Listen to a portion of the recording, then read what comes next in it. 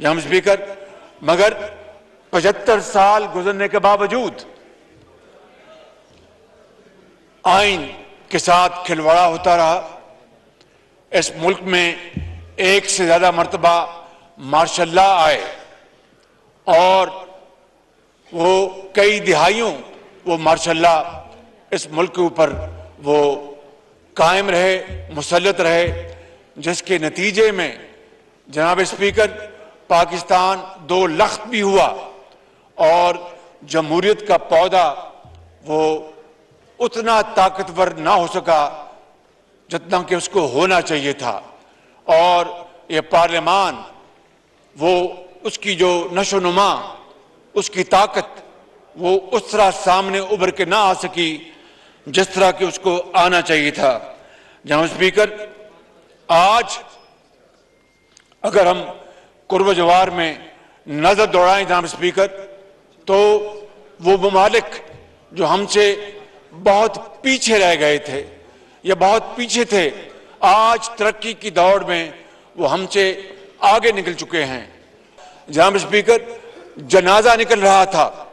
अगर ये उस वक्त मुत्तहिदा ऑपोजिशन जनाब स्पीकर अगर सियासत को मुकद्दम रखती तो फिर रियासत का खुदा हाफिज था। हम सब ने मिलकर मुशावरत की और फैसला किया कि हमें रियासत को बचाना है, सियासत बचती रहेगी। रियासत को ना बचाया तो खुदा ना खास्ता सियासत सफाए हस्ती से मिट जाएगी। जनाब स्पीकर, ये वो था फैसला जो इस फ्रंट बेंच में बैठे जो हमारे कायदीन हैं उन्होंने मिलकर किया, मुशावरत के साथ किया। हम जानते थे कि पाकिस्तान डिफॉल्ट के करीब है। हम जानते थे कि इतनी बड़ी जो हमारी मईशत तबाही का शिकार हो चुकी है, उसको वापस जिंदगी दिलवाना कोई आसान काम नहीं। हम जानते थे कि बेरोजगारी जो है वो अरूज पर है। हम जानते थे कि महंगाई वो है वो अरूज पर है। लेकिन जनाब स्पीकर, क्या हम चोर दरवाजे से आए? ये पहला मौका है जनाब स्पीकर कि वजीर आजम हाउस पर किसी ने चढ़ाई नहीं की, बल्कि ये ऐवान वोट की ताकत से उन्होंने आइन और कानून के मुताबिक उन्होंने उस बदतरीन करप्ट हुकूमत को बदला और इस चैलेंज को कबूल किया। मैं आज ये बात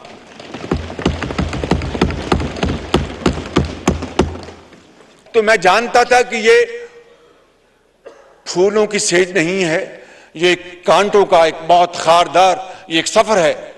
मैंने अल्लाह ताला का नाम लेकर इनकी मामनत से ये जिम्मेदारी कबूल की। वगरना जनाब स्पीकर, वजीर आजम अगर बनना होता तो माजी में मैं अगर नजर दौड़ाऊं और आपकी खिदमत में सिर्फ चंद मिसालें पेश करूं तो वो काफी हैं।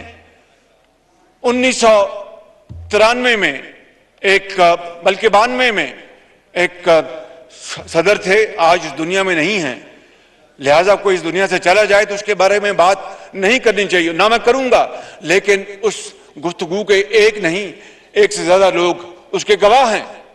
उन्होंने मुझे कहा कि तुम वजीर आजम बन जाओ, बाकी रेस्ट इज हिस्ट्री। उसके बाद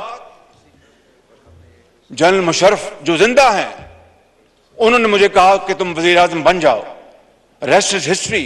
और इसके अलावा भी ऐसे जनाब स्पीकर राज हैं जो कि मेरे दिल में दफन हैं। मैं वो कभी क़यामत तक, कब्र तक मैं उसको नहीं उगलूंगा, ता वक्त कि वो दूसरा फरीक उगल दे तो और बात है, जिस तरह जनरल मुशर्रफ ने उगला। कहने का मकसद ये है कि अगर मुझे वजीर आजम बनना होता और ये तगमा सजाना होता तो एक नहीं कई मौके थे। इनको छोड़ दे जनाब स्पीकर, मियां नवाज शरीफ को जब पनामा के बदले अकामा में नाजायज सजा दी गई तो एक कानूनी और आईनी मजबूरी थी कि किसी को वजीर आजम मुंतखब करना था। और उनकी बड़ी मेहरबानी मियां नवाज शरीफ की कि उन्होंने मुझे चुना और पार्लिमानी पार्टी के सामने बिठाकर मेरा नाम लिया। और मैं अपनी मुस्लिम लीग नून की पार्लियामेंट पार्टी का बेहद शुक्रगुजार हूं कि उन्होंने भरपूर तारीद की। लेकिन उसके बाद मैंने ये फैसला किया कि अगर और देखिए जनाब speaker, nobody is indispensable in this world. सब आते हैं, अपने इनिंग्स खेलते और जाते हैं। ये उस खुदा का निजाम है। कोई यहां पर सिकंदर नहीं रहा। वो सिकंदर, लाखों सिकंदर वो कब्रिस्तान में मिलते हैं, तो वो कहते कि माँ पूछते पुत्र तू केड़े सिकंदर लभना है, इतने लखा सिकंदर समा गए ने। तो ये दुनिया फानी है। कोई मैं तगमा सजाए नहीं बैठा, रात को भी नींद नहीं आती कि किस तरह इस कौम, गरीब कौम, दुखी कौम, किस तरह बांग्लादेश जो हमसे बिछड़ गया और हमसे आगे चला गया,